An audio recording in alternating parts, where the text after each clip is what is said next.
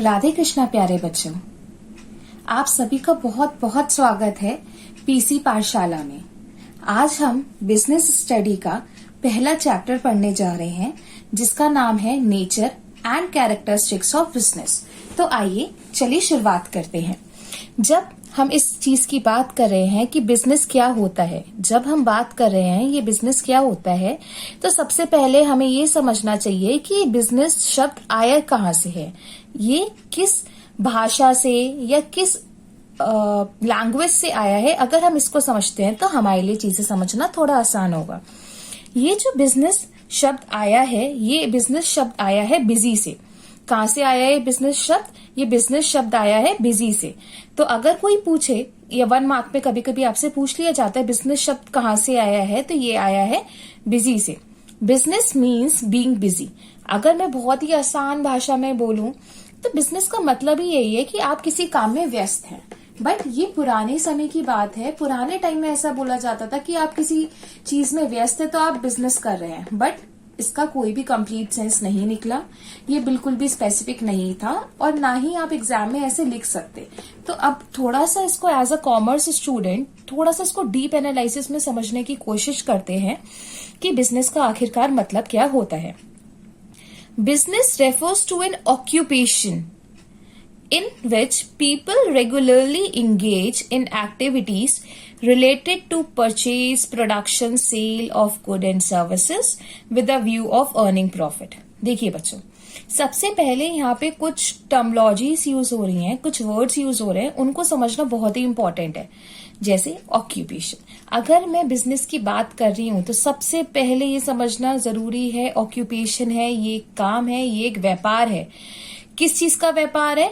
जिसमें गुड्स और सर्विसेज होंगी। किस चीज का व्यापार है? जिसमें गुड्स होंगी और सर्विसेज होंगी। और क्या चीज करोगे? आप रेगुलरली करोगे, आप रेगुलरली इंगेज होगे। जैसे एक एग्जांपल लेते हैं। सपोज करिए आपने आज एक नया फोन खरीदा जो कि बिल्कुल लेटेस्ट मॉडल था, ठीक है। तो अब क्या हुआ कि वो लेटेस्ट मॉडल आपने 15,000 का खरीदा और आपको एक दोस्त बोला कि ठीक है आप मुझे 15,500 में दे दो, 500 रुपए बढ़ा के मैं तुम्हें दे दूंगा, पर ये मोबाइल मुझे दे दो।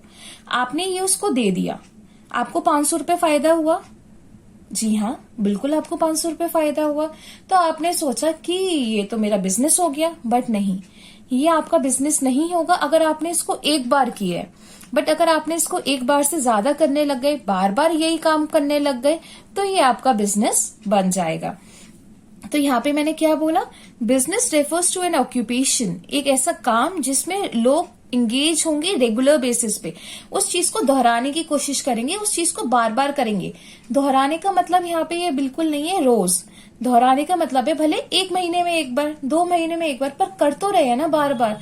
यहाँ पे रेगुलरली इंगेज का वही मतलब है, regularly engage in activities related to purchase, production and sale. या तो आप परचेज कर रहे हो या आप उसको प्रोड्यूस कर रहे हो और बेच रहे हो।